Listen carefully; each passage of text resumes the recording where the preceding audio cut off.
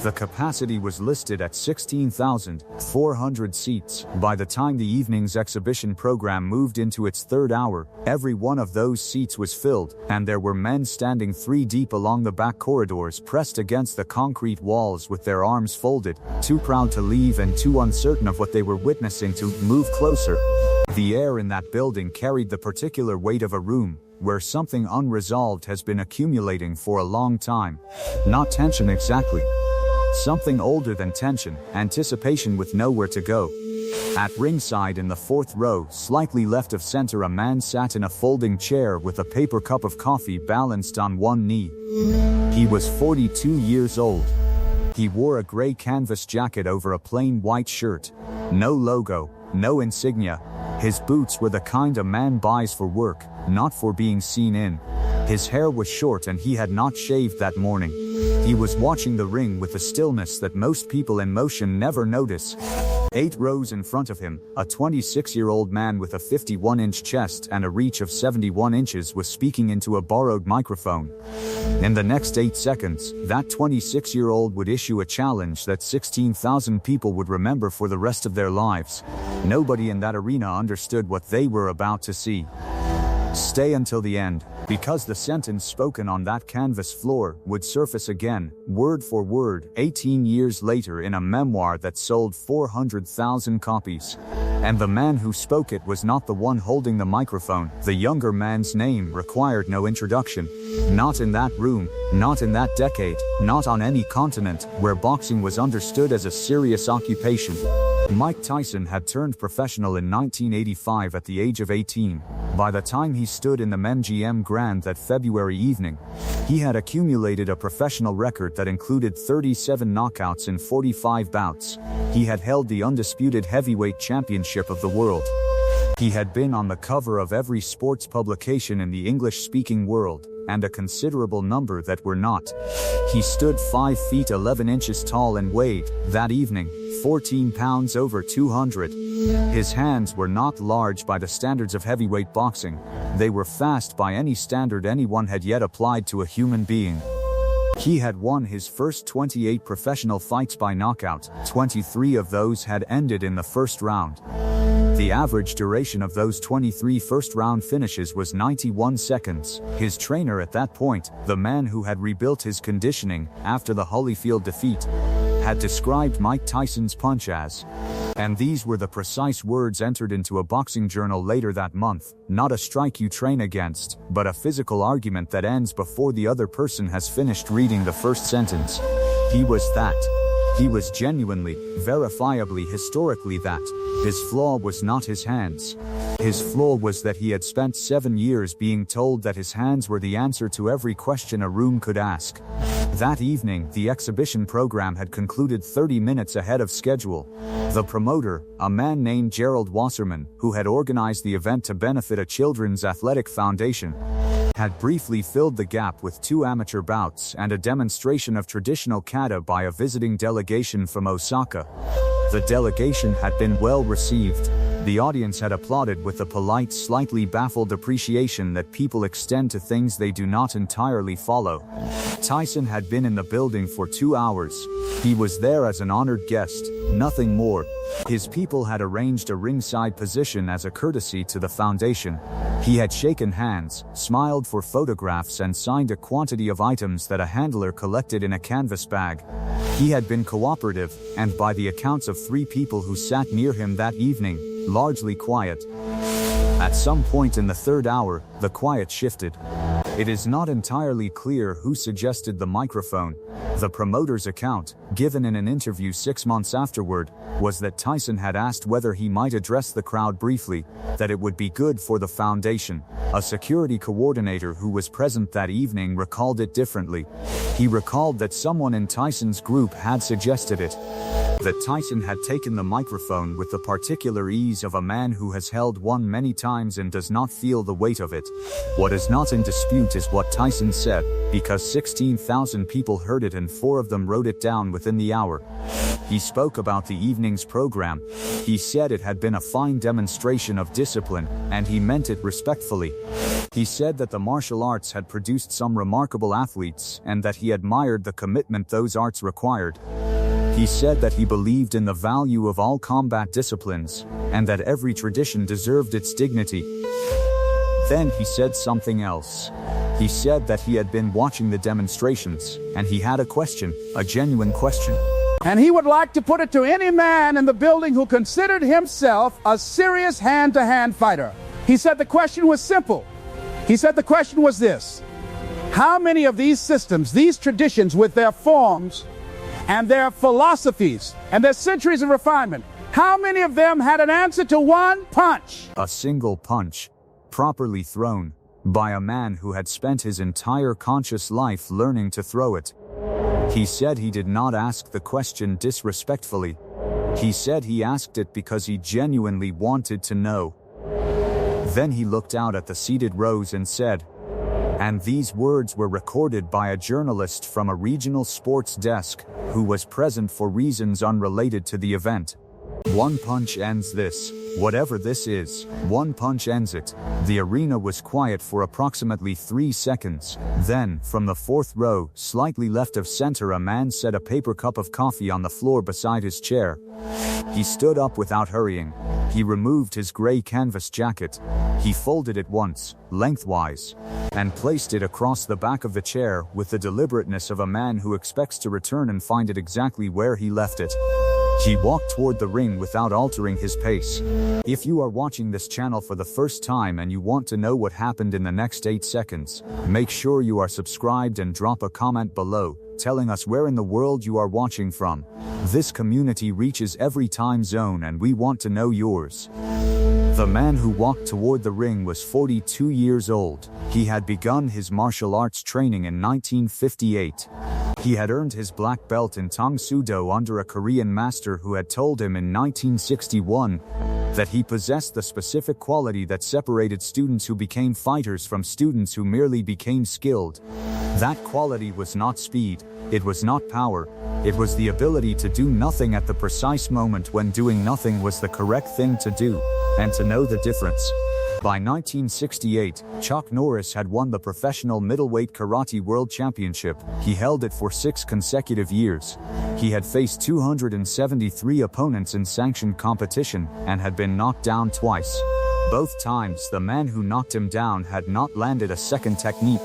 He had trained under Bruce Lee for 14 months.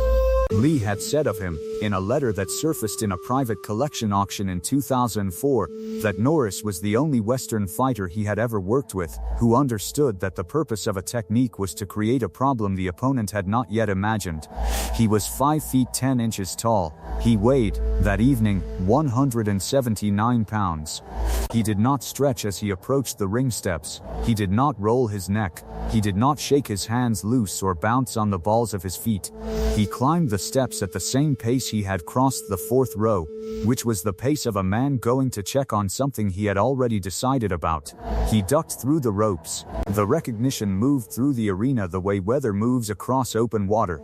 It did not begin at the front and travel backward. It started in the middle sections, where a cluster of men who trained in a dojo on the east side of the city happened to be seated together, and it spread outward from that cluster in both directions simultaneously, like a current finding the path of least resistance.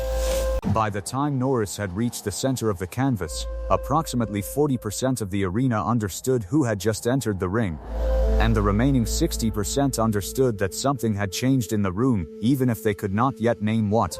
A tournament director named Frank Lupo, seated at the press table 12 feet from the ring apron, would say afterward that he had been writing in a notepad when the change occurred, and that he had stopped writing not because of any sound but because the air in the building had shifted in a way that made continuing to write feel like the wrong response to whatever was happening.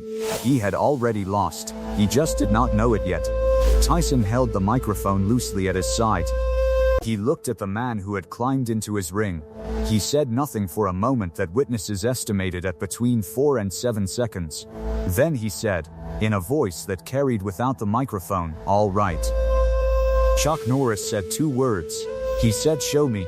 What happened next lasted 8 seconds by 3 separate accounts from people who were timing it, for reasons of their own, on wristwatches and a stopwatch that the tournament director had on the table in front of him. Those 8 seconds require more than 8 seconds to understand. That is the nature of what occurred. Pay attention to the specific geometry of what follows, because the lesson embedded in it is not about power, it is about distance, which is a different subject entirely. Second 1. Tyson moved. The move was not exploratory. There was nothing tentative in it. He covered 1.5 meters of canvas in a single lateral shift that martial artists would identify as a setup for a right overhand, the technique that had ended more professional careers than any other single punch in the modern era of heavyweight boxing. The setup was genuine. It was not a feint. He was not testing. He was doing the thing that had worked 42 times in front of professional audiences and had never, in those 42 instances, failed to produce the result he intended. Chuck Norris moved backward, not away. Backward is a direction. What Norris did was different. He moved along an angle that did not exist in Tyson's established map of the ring.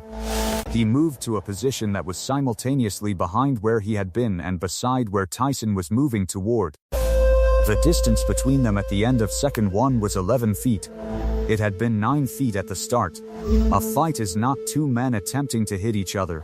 A fight is a conversation about geometry, and the man who controls the geometry controls the conversation, regardless of what either man intended to say. Second 2, Tyson adjusted. The adjustment was fast, genuinely fast, fast in a way that the human eye does not entirely process in real time, which is why witness accounts of this second vary more than any other.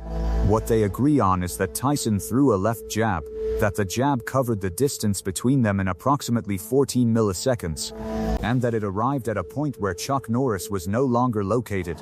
Norris had slipped inside the trajectory of the jab by approximately 6 inches. 6 inches is not a dramatic distance. 6 inches is the width of a man's hand. It is enough. At the press table, Frank Lupo set his pen down flat on the notepad and placed both palms on the table surface, and did not move. Second 3. Tyson's 3 failed attempts were becoming visible now as a pattern rather than individual events. The third attempt was the most committed of the 3. He planted his right foot, and turned his hips in the manner that his trainers had refined over a decade, and he threw the punch that had rearranged the face of the undisputed heavyweight champion of the world 4 years earlier. It was not a diminished version of that punch. It was the thing itself. It struck a position in the air of the MGM Grand Garden Arena, where Chuck Norris had been standing approximately 150 milliseconds before impact. Norris had stepped offline. He had moved to Tyson's outside right, which placed him at an angle from which Tyson's left hand could not reach him without Tyson first rotating his entire body, a rotation that requires at minimum 400 milliseconds to execute at the heavyweight level. Norris was 11 inches from Tyson's right ear. His right hand was already in position. He did not throw it. He held it there. 1 inch from the point of application, he held it at the speed of a completed technique, which is to say, he stopped it in the space where a man's head is when that man has just thrown everything he has and arrived somewhere unexpected. This is the distance lesson. Power is what you carry to the conversation. Distance is what determines whether the conversation happens at all. The man who controls distance does not need to win the argument. He has already decided when the argument ends. Tyson stood still. He looked at the hand that had stopped 1 inch from his right temple.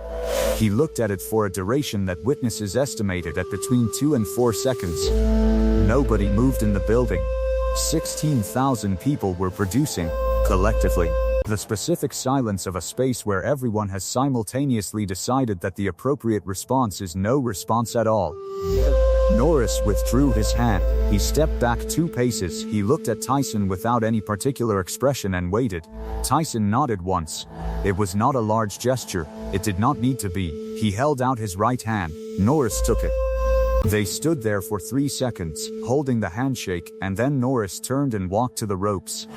A stunt coordinator named Dennis Blanchard, who had worked with Norris on 4 film productions and was seated 6 rows back from the press table, reached across the ropes as Norris descended the steps and placed one hand briefly on his shoulder, as though confirming the weight of something that had seemed for a moment too specific to be real. The private sentence came later, not on the canvas. In a corridor outside the main hall, a production runner who had been moving equipment between rooms passed 2 men standing near a fire door. He did not stop. He was 22 years old and had been working events for 3 years, and had learned that men standing near fire doors in corridors are usually having conversations that do not benefit from witnesses. He kept moving. He heard 4 words as he passed. Those 4 words were, "You knew the answer." He did not know, walking away with his equipment, who had spoken them, or what the question had been. He would not learn the context for 11 years, when he read an interview in a sports magazine that referenced the evening, and by then, he was no longer 22 years old and the 4 words had acquired a weight they had not carried when they were just sounds in a corridor. Mike Tyson stood at the fork. Every man who has been genuinely surprised by another man's competence stands at that fork, and the choice he makes there is the most revealing thing about him, more revealing than the technique that surprised him, more revealing than the technique he chose to answer it with. The fork offers 2 paths. One path is honest and costs something. The other path is careful and costs something different, something that accrues interest over years. Tyson, in the accounts of 3 people who spoke with him that evening in the period after the corridor, chose the honest path. He said that he had not understood, before that moment, what the word distance meant as a weapon. He said that he had thought of distance as a problem to solve, a space to close. He said he now understood it was a language and that the man in the gray jacket was fluent in it in a way he had not previously believed was possible outside of a boxing ring. And possibly not inside one either. He did not say this publicly for 7 years. When he did say it publicly, in a long-form interview that was recorded in 2000, he used almost exactly those words. The interviewer asked him to clarify what he meant by language. Tyson said that some men talk with their hands and some men talk with their feet, and some men talk with their eyes, and that the man he had met in Las Vegas in 1993 had been talking the whole time with the space between them, and that Tyson had not realized he was losing the conversation until it was already over. The story left that building in the pockets and the memories of 16,000 people, and it traveled the way all true stories travel, which is imperfectly. By the following month, the 8 seconds had become 12 seconds in some accounts and 4 seconds in others. The location of the stopped hand had migrated, in certain tellings, from the temple to the chin to the throat. The number of punches thrown had expanded, in one version to 7, and contracted in another to a single exchange. The story about the corridor appeared and disappeared depending on who was telling it. What did not change across every version, across 3 decades of retelling in gyms and dojos and the comment sections of late-night video channels, was the essential geometry of the thing. A man with a microphone asked a question he believed was unanswerable. A man in a gray jacket stood up, walked to the ring, and answered it in 8 seconds without raising his voice or throwing a punch that landed. The story survived because the lesson inside it is not about Chuck Norris, and it is not about Mike Tyson. It is about the difference between force and understanding. Force asks how hard you can hit. Understanding asks where you need to be when the hitting happens. One of those questions has a ceiling, the other one does not. Frank Lupo, the tournament director, drove home from the MGM Grand that February evening and wrote 3 pages in a notebook that he kept for observations he did not want to lose. He had been directing martial arts competitions for 19 years. He had watched a very large number of fights. He wrote, at the top of the first of those 3 pages, a sentence that he would repeat to students for the remainder of his teaching career. He wrote, "The loudest thing in the room was what he did not throw." Chuck Norris retrieved his gray canvas jacket from the 4th row chair. He folded it over his left arm. He walked to the exit without looking back at the ring. The door closed behind him. On the other side of it, 16,000 people began the long business of deciding what they had witnessed and what it meant. A business that, for some of them, has not yet concluded. Next week we are going to talk about the afternoon on a film set in Burbank when Bruce Lee walked into a room where Chuck Norris was training and asked him a question that Norris has never fully answered in public, and why the half answer he has given tells you everything you need to know about what Lee understood that afternoon, and what he was really asking.